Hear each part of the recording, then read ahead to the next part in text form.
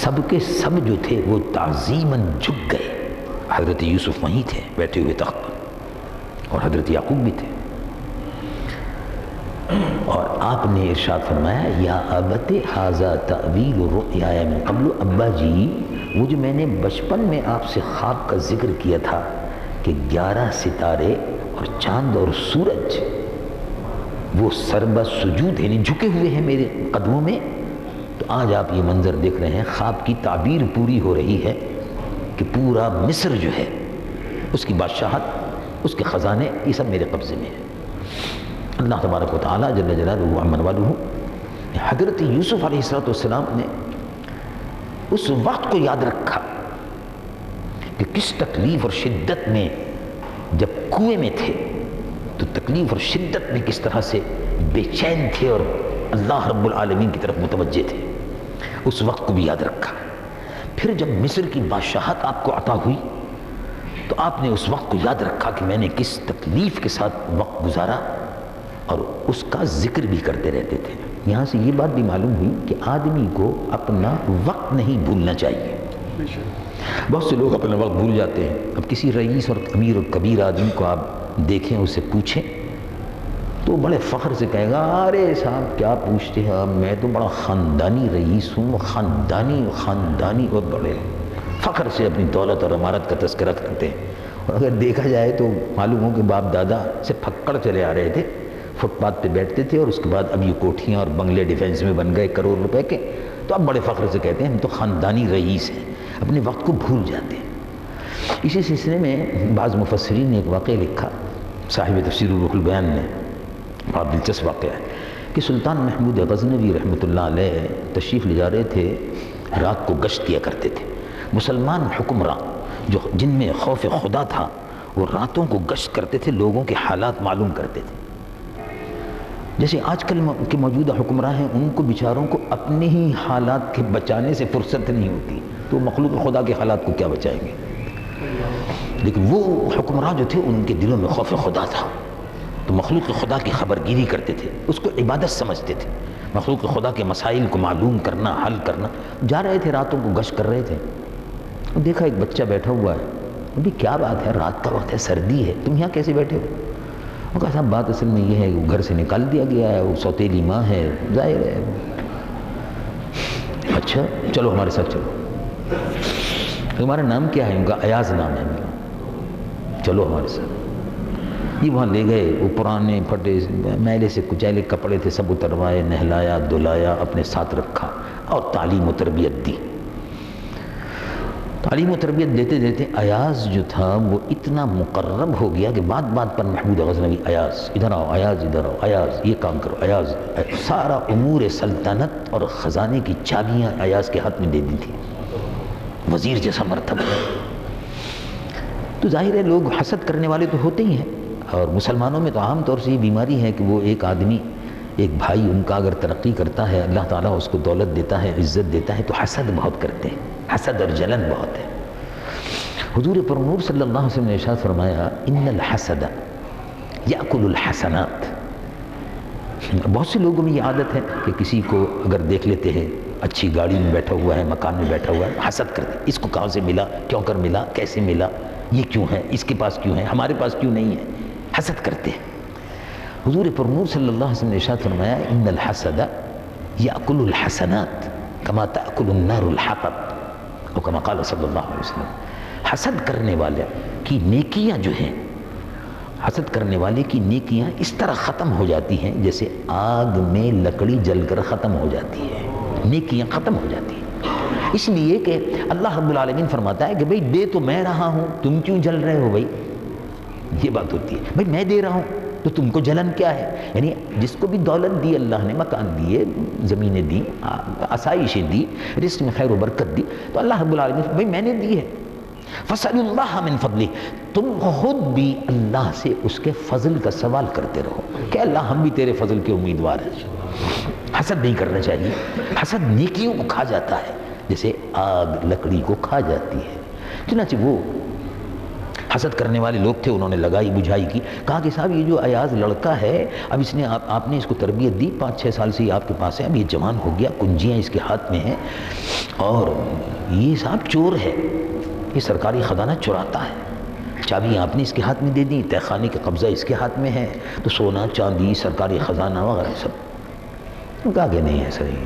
بادشاہ سنتے رہے، بادشاہوں کا مزاج بھی ہوتا ہے، وہ سنتے سنتے بھی کان بھی پک جاتے ہیں آدمی کے، ان کا اچھا چلو بھائی تحقیقات کرو۔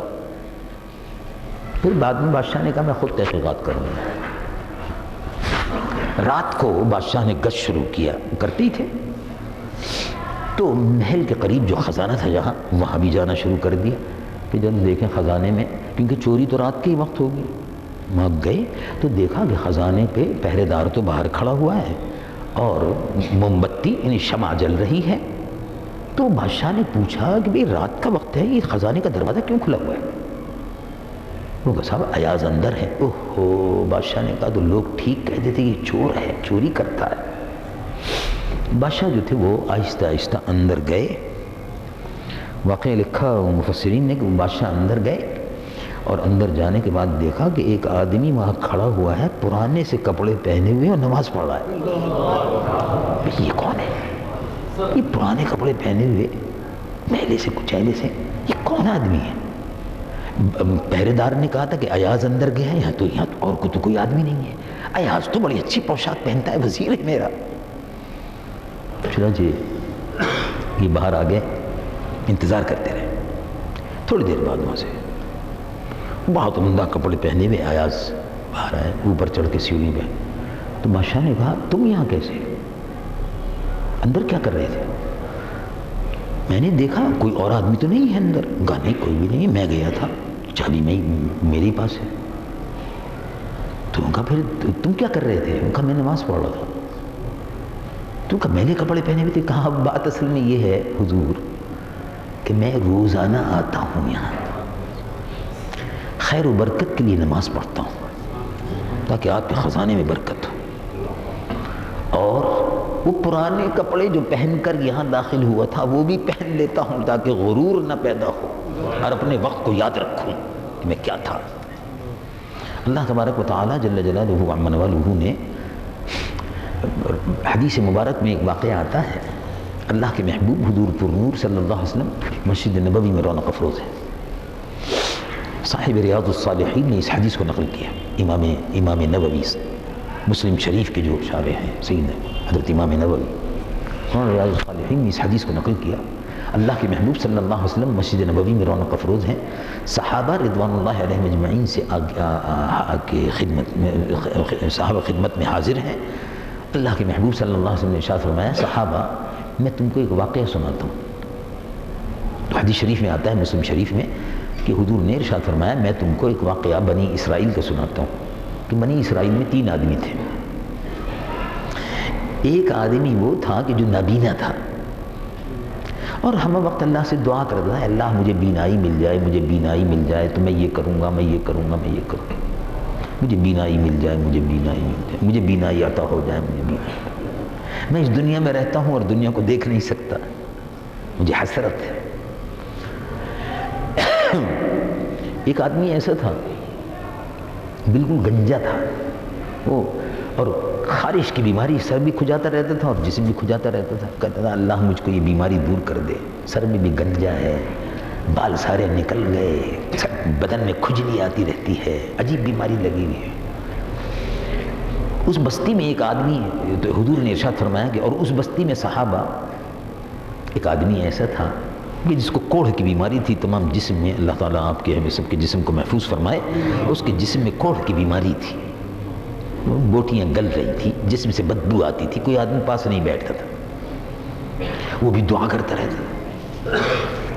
اللہ تعالیٰ نے ارشاد فرمایا بھئی فرشتوں چلو بھئی ایک آدمی کی ڈیوٹی ہے فرشتے کی، جاؤ بھئی ان کے تینوں کے پاس جاؤ، یہ بڑی گر گڑا کے دعا مانگتے ہیں، جاؤ اور ان کی مراد جو ہے اس کی پورا کرنے کے لیے انتظامات کرو۔ بہت اچھا۔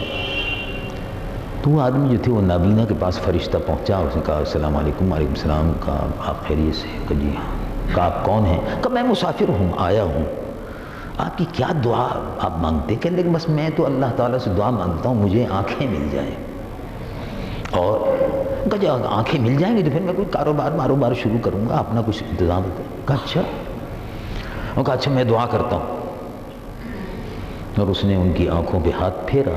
حدیث شریف میں آتا ہے ہاتھ پھیرتی آنکھیں آ گئی، بینائی آ گئی۔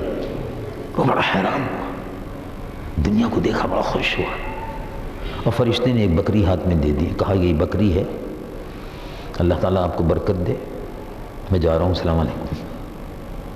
رخصت ہو گئی۔ پھر اس کے بعد دوسرے آدمی کے پاس پہنچا، کہا بھائی کیا دعا مانگتے رہتے ہو؟ کہنے لگے صاحب سارا جسم گل گیا، کوئی پاس بیٹھتا نہیں، بدبو جسم سے آتی رہتی ہے، سب رشتہ داروں نے، اعزاء نے، اقارب نے تھو تھو کر کے چھوڑ دیا سب نے، اب الگ تھلگ پڑا رہتا ہوں، تو دعا کرتا ہوں اللہ تبارک و تعالیٰ یہ بیماری دور کر دے، رزق میں خیر و برکت ہو، کچھ کام کروں۔ یہ اچھا، ہاتھ پھیرا، جیسے ہی جسم پر ہاتھ پھیرا، حدیث شریف میں آتا ہے مسلم شریف میں، جیسے ہی جسم پر ہاتھ پھیرا بالکل بدن صحیح ہو گیا، اور انہوں نے اس کو بھی ایک جانور دے دیا، لو اس کو پالو، انشاءاللہ برکت ہوگی۔ وہ تیسرے آدمی کے پاس پہنچا، وہ بیچارہ کھجا رہا تھا، گنجا تھا، بھئی کیا بات ہے، کیا دعا ہے؟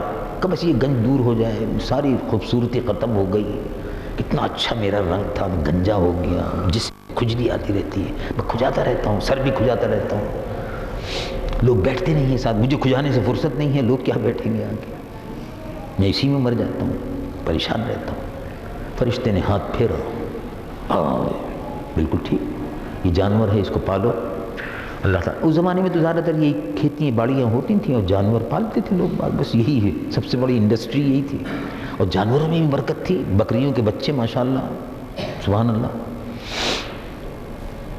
سال ہا سال کے بعد اللہ تبارک و تعالیٰ نے فرمایا فرشتے جاؤ اب اس آدمی کے، ان تینوں کا امتحان لو اب جا کے۔ فرشتہ جو تھا وہ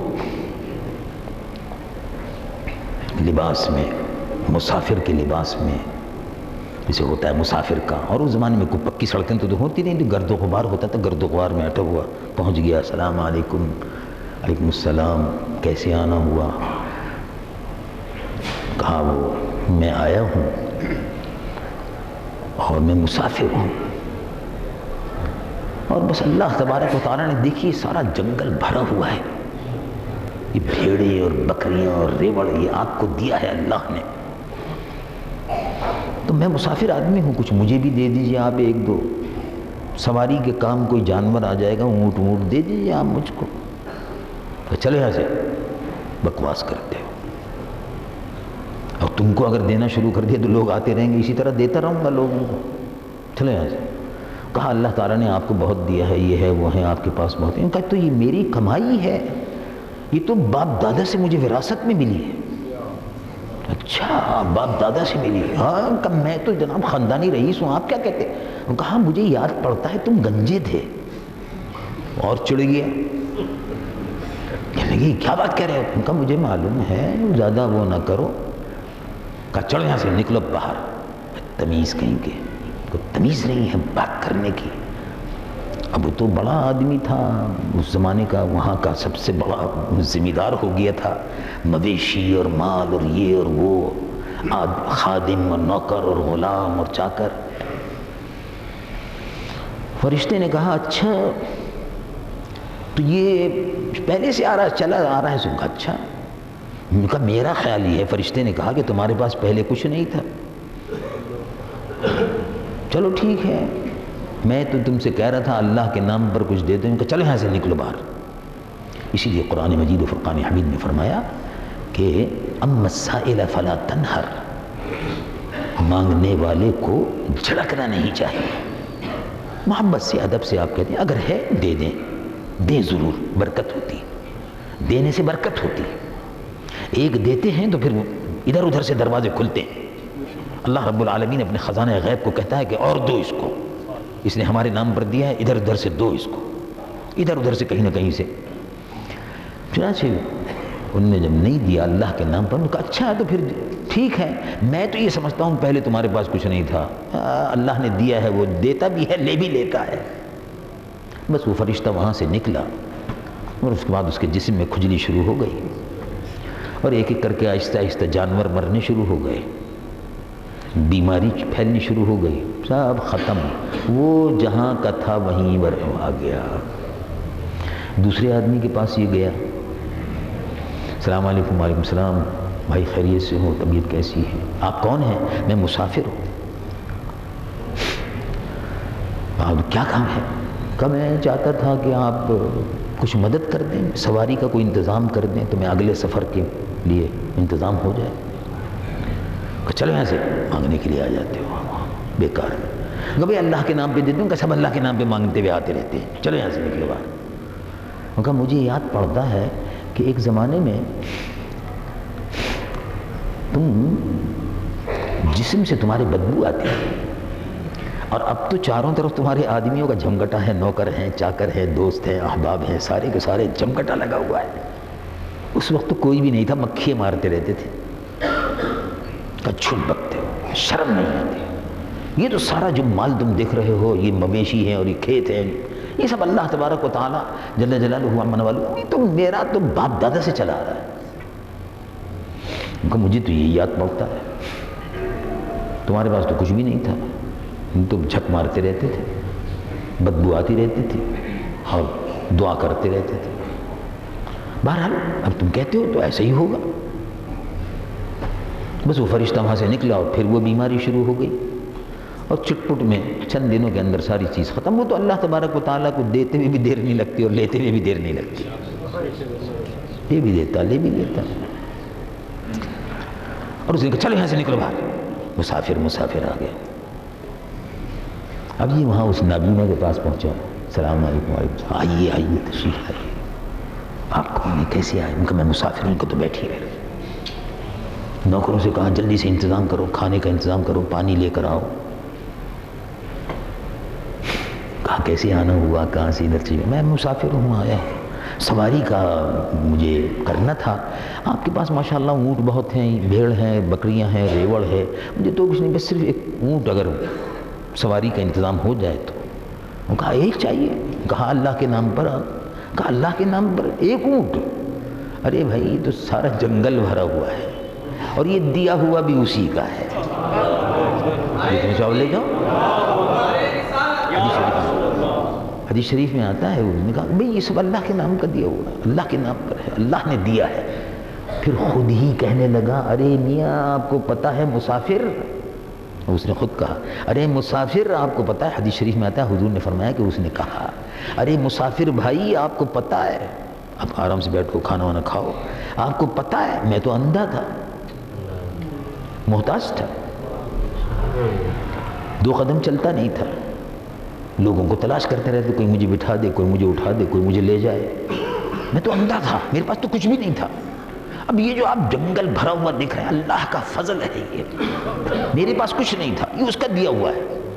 اب تم کہتے ہو اللہ کے نام پر ایک اونٹ مانگتے ہو، ارے بھائی جتنے چاہے لے جاؤ، یہ سب اسی کا دیا ہوا ہے، میرا کون سا ہے؟ یہ جتنے لے جاؤ گے اتنی برکت ہوگی۔ فرشتے نے اٹھتے ہوئے کہا کہ میں اللہ سے دعا کرتا ہوں کہ اللہ تمہارے مال میں اور تمہاری اولاد میں اس برکت کو ہمیشہ جاری رکھے۔ مطلب عرض کرنے کا یہ ہے کہ آدمی کو اپنا وقت بھولنا نہیں چاہیے۔ سیدنا یوسف علیہ نبینا علیہ السلام، اب میں اس طرف آتا ہوں، سیدنا یوسف علیہ نبینا علیہ السلام کے واقعے سے یہ عبرت معلوم ہوئی کہ تنگی اور ترشی کا وقت گزرتا ہے، اللہ امتحان لیتا ہے، صبر اور شکر کے ساتھ میں آدمی وقت گزارے، پھر اللہ رب العالمین جب عزت عطا فرمائے اور شان و شوکت عطا فرمائے، اپنے خزانے غیب سے مدد فرمائے، تو اس کو یاد رکھنا چاہیے اور اس نعمت پر شکر ادا کرنا چاہیے۔ چنانچہ حضور پر نور صلی اللہ علیہ وسلم نے ارشاد فرمایا کہ اللہ تبارک و تعالیٰ اس بندے سے بڑا خوش ہوتا ہے جب اس کو کوئی نعمت ملتی ہے تو کہتا ہے اللہ نے مجھ کو نعمت دی، تیرا شکر ہے۔ ایک بندہ وہ ہے جس کے پاس سب کچھ ہے اور وہ کہتا یہی رہتا ہے میرے پاس تو کچھ بھی نہیں ہے، یہ کفران نعمت ہے۔ جب ہو تو کہنا چاہیے وما بکم من نعمت فمن اللہ، جو نعمت ہے اللہ نے تم کو دی ہے. ان اللہ عز وجل، حدیث مبارک حضور پر نور صلی اللہ علیہ وسلم ارشاد فرماتے ہیں ان اللہ عز وجل یحب ان یرا اثر نعمہ علی عبدہ. جو نعمت اللہ تعالیٰ نے بندے کو دی ہے، اللہ تعالیٰ چاہتا ہے کہ اس نعمت کا اثر ظاہر ہو اور وہ اس نعمت کا اقرار بھی کرے. یہ کہے کہ مجھے اللہ نے یہ نعمت دی ہے اور موجود ہے. کوئی آدمی اگر یہ کہے نہیں میرے پاس تو کچھ مال وال نہیں ہے، میں زکوٰۃ وکات بس ایسے ہی، میرے پاس کچھ نہیں، میں تو خود غریب آدمی، اس طرح سے کہے اور اپنے آپ کو جو اللہ نے نعمت دی ہے ان کو چھپائے، بتائے نہیں. اما بنعمت ربک فحدث، جو رب نے نعمتیں دی ہیں ان کا بیان کیا کرو، ان کو کہو اللہ نے مجھ کو الحمدللہ مال دیا ہے، اللہ نے مجھ کو الحمدللہ اولاد دی ہے، بچے دیے ہیں، مکان دیا ہے، اللہ کی دی ہوئی نعمت ہے، اور جو ہو سکتا ہے میں اللہ کی راہ میں اس میں سے خرچ بھی کرتا ہوں. یعنی بخل نہیں ہونا چاہیے. نعمتوں کو چھپاتے ہیں لوگ بات تاکہ لوگ مجھ سے سوال نہ کریں، سوال کرنے والا سوال نہ کرے. بھئی اللہ تعالیٰ نے آپ کو بھی دیا ہے تو کچھ مجھے بھی دے دے. حضرت یوسف علیہ نبینا علیہ السلام مصر کے بادشاہ ہوئے اور وہیں آپ نے پھر وصال فرمایا. اللہ تبارک و تعالیٰ جل جلالہ عمن والہ جو کچھ کے بیان کیا اس کو قبول فرمائے. اللہم ربنا تقبل منا انک انت السمیع العلیم تب علینا انک انت التواب الرحیم ربنا آتنا فی الدنیا حسنۃ وفی الآخرۃ حسنۃ وقنا عذاب النار. اے اللہ سب بیماروں کو شفا عطا فرما، جو بیمار ہیں ان کو شفاء کامل و عاجل، اور جو مرحومین ہیں تیرے محبوب کی امت کے قبرستان میں جتنے بھی مسلمان دفن ہیں، اے اللہ ان قبرستانوں پر اپنی رحمتیں اور برکتیں نازل فرما، ان سب کی مغفرت فرما، اپنے محبوب کی امت کی قبروں کو روشن فرما، ان کی قبر میں کشادگی عطا فرما، ان کی قبروں کو روشن فرما، ان کی قبروں میں مغفرت فرما، اور ہم سب کی بھی مغفرت فرما. رمضان المبارک کے مقدس مہینے میں اللہ جو بے روزگار ہے ان کو روزگار عطا فرما. حضرت عبدالعلیم ابر باران بحر احسان، حضرت عبدالعلیم ہیں چراغ علم و عرفان، حضرت عبدالعلیم ابر باران رحم عرفان، حضرت عبدالعلیم عاشق شاہ رسولہ، حضرت عبدالعلیم عاشق شاہ رسولہ، حضرت عبدالعلیم ہیں غلام شاہ جیلاں، حضرت عبدالعلیم ہیں غلام شاہ جیلاں، حضرت عبدالعلیم. آپ تھے خلق رسول اللہ کے آئینہ دار، آپ تھے خلق رسول اللہ کے آئینہ دار، آپ تھے لطف فراواں، حضرت عبدالعلیم آپ تھے لطف فراواں، حضرت عبدالعلیم. مشرق و مغرب میں پھیلایا ہے دین مصطفیٰ، مشرق و مغرب میں پھیلایا ہے دین مصطفیٰ. آپ تھے حق کے نگہباں، حضرت عبدالعلیم آپ تھے حق کے نگہباں، حضرت عبدالعلیم. آج بھی قربت ہے حاصل شاہ والا کی تمہیں، آج بھی قربت ہے حاصل شاہ والا کی تمہیں. آج بھی قربت ہے حاصل شاہ والا کی تمہیں، عالم برزخ میں شاداں حضرت عبدالعلیم، عالم برزخ میں شاداں حضرت عبدالعلیم۔ آپ کی تبلیغ کے سب معترف ہیں آج بھی، آپ کی تبلیغ کے سب معترف ہیں آج بھی، آپ ہی سے ہے چراغ حضرت عبدالعلیم، آپ